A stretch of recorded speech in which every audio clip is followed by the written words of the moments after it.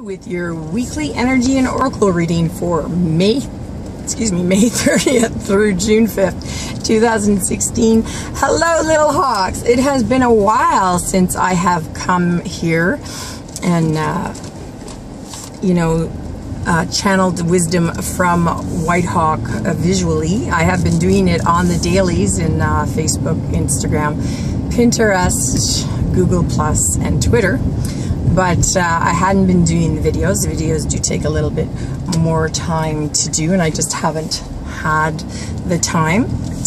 And so I apologize. I do miss you. I have missed his wisdom for the week as well, although the dailies have been there. I really do enjoy his weekly wisdom. But I am back, and there's much been going on. I mean, it seems like summer has arrived finally here in the capital. And it is the long weekend, so we're going to partake in that.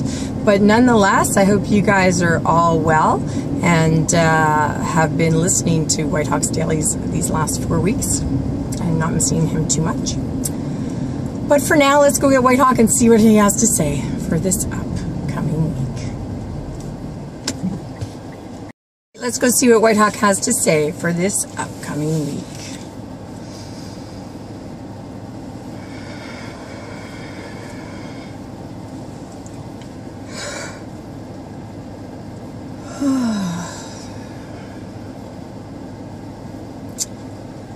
Indeed. Welcome back to you, little ones. Welcome to you, one, and welcome to you all, to what will portend to be a week of misgivings. A week where what we believe to be true to actually have no truth at all in our lives, in our relationships, in our world. Yes, that is right, children. It will be an eye-opening week where what you thought to be true just really isn't. Where what you thought to be the case is not.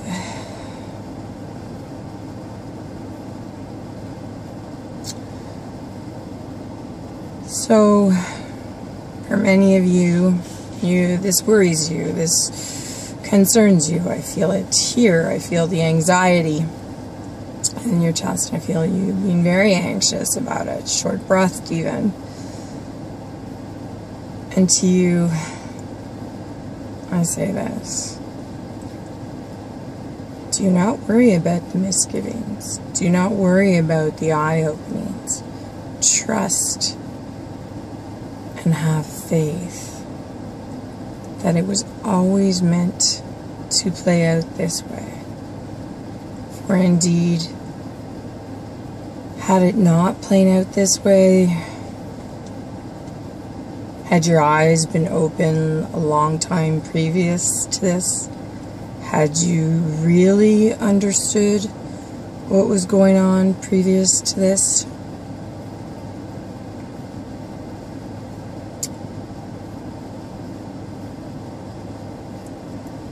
it would not have ended up like this. It would have been worse.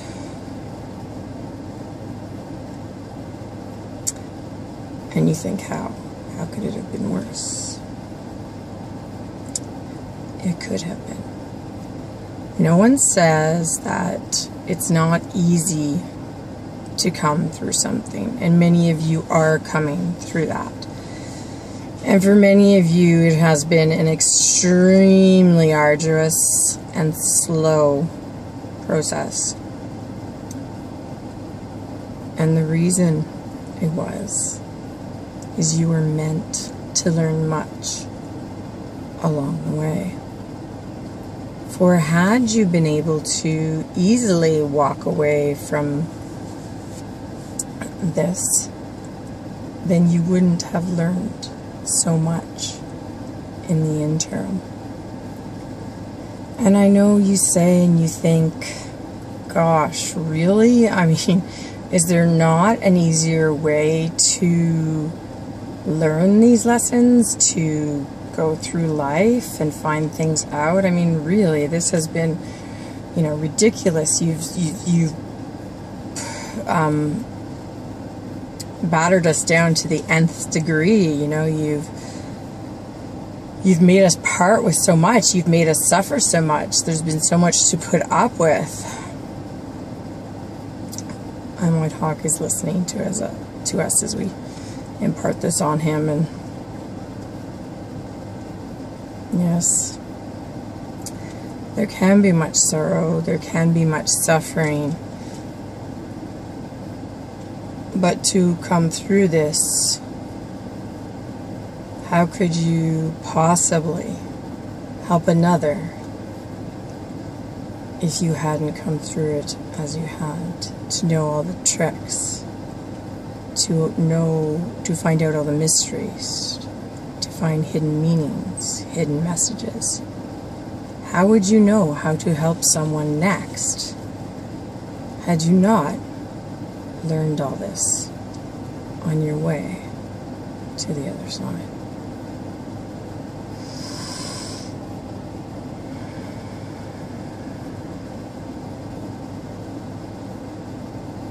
Indeed, children. So we all ponder it. And there's this little boy with dark hair and his fingers in his mouth, and he's cross-legged and he's sitting on the ground, and he's come often actually in this past week to my daily readings, and his name is Jimmy, little Jimmy. And he's looking on the ground and he's listening. And he's been at all the readings. And Whitehawk says, look at Jimmy here.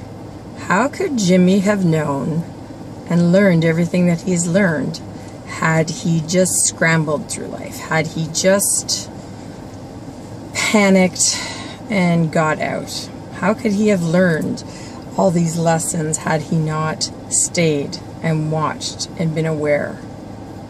His sufferings have been many, but now he's very aware, and he can come here and he can share. But the one thing Jimmy is really good at, he says, is listening to take care of others. He listens, he learns, so that he may impart this wisdom upon others in another part of their life, at a stage when they need support, they need guidance. So let me leave you with those thoughts, that one does not become a good teacher without having gone through everything. For if you are imparting wisdom to someone without coming through it, you cannot completely understand it.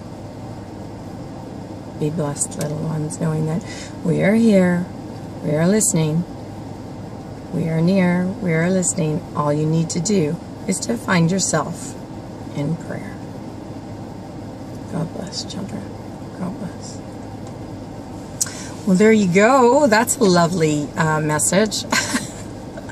So we're going through this so that we learn it and we can help others through this torture and suffering. Oh my goodness. You know, that's very wise what he says. I always remember we had this radio show here in Ottawa. It was called Sex with Sue. And she'd impart this wisdom to people. And I think I was in my 20s at the time. And I'd listen, we'd joke about it or whatever. We wouldn't really listen to it. And, you know, she'd say things and you'd just be like, wow, like, how could she say that? Like, not very understanding, compassionate. And then, and it mostly had to do with parents, people who had children and you know, trying to find some time for themselves to have sex. And then she got pregnant and she got married and she got pregnant. And then she totally changed how she imparted her counseling, her guidance to people, because now she got it. Now she understood, right? So, and I think I remember listening to the one show where she you know, she said, oh my God, I've been a fool. You know, she actually came forth and said that I've been such a fool. How did I even know it to talk about that? I had never walked in those footsteps until lately. And so, you know, that's what makes you a better teacher, is to have gone through it. If you think about it, Alcoholics Anonymous, you know, those are all people who have gone through it, and that's how they can help others who are coming through it. So perhaps that is something for us to think about. Well, I was really glad to be back, guys. Wishing all my Canadian friends a lovely weekend. It's our long weekend, Victoria Day weekend here in Ontario. I think it's across Canada. So it's our first long weekend in the summer, and it's starting off absolutely beautifully. And so I wish you well, fellow Canadians, and for everyone else, have a great weekend as well. And we'll see you back here hopefully in a week's time. But don't forget to join me on other social media for our dailies. Give me a thumbs up if you enjoyed what you've seen here, or give me a thumbs up and saying, hey, yay, she's back. See you guys soon. God bless.